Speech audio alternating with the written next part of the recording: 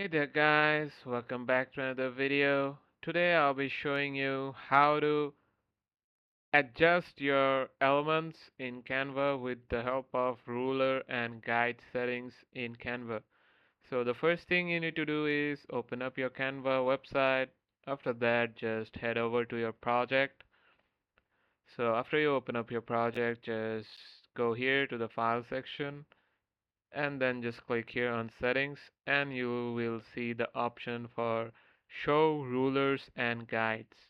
So just click on it, and as you can see there's a ruler option opened up here.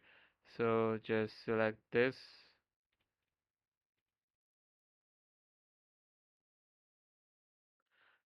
So let's just set one here and one here.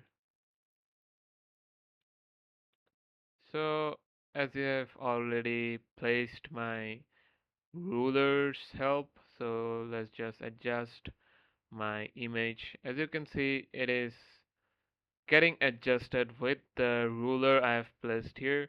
So that's it.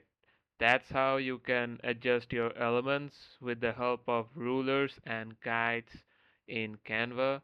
So I hope this video helps you guys. Thanks for watching and take care.